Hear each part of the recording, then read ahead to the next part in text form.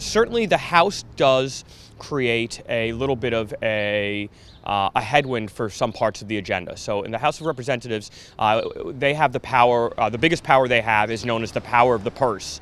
All of the funding, the spending, that gets validated in the House. So the committee chairs in the House, those who head each of the committees, the Ways and Means Committee, which does taxes, the Appropriations, which pays for a lot of things, the Defense Committee, which is like military affairs, that pays for a lot of the foreign engagement. And this has got big implications to the Polish questions that are overhanging on how the new state of Poland that's moved to the right deals with the White House and the American government. Because right now the #1 priority is permanent basing on the NATO peripheral border for Trump, as we've talked about in the past.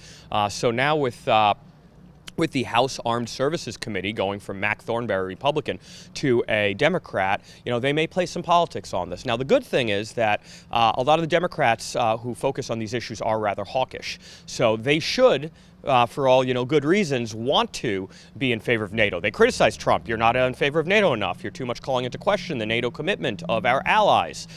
So the Democrats, in theory, should be aligned. The problem is they're political hacks. They're only focused on politics. They don't really stand for anything except obstructing any move to the right and anybody who represents that move, which Trump certainly does.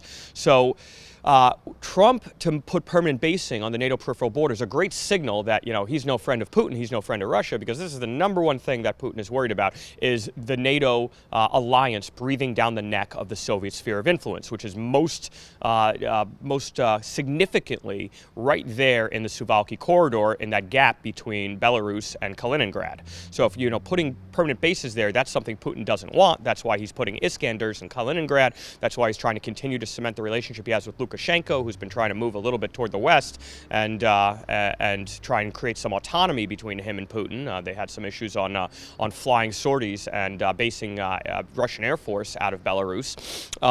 So this is going to be pretty interesting. Trump would certainly send a strong signal to all of his detractors who are claiming Russia collusion and all this other nonsense, that if he's going to put NATO permanent basing in Fort Trump right on the Russian sphere of influence's border, then how close to Putin is he? Now the Democrats should be all in favor of this, but again, they stand for nothing and they'll do whatever they can to obstruct.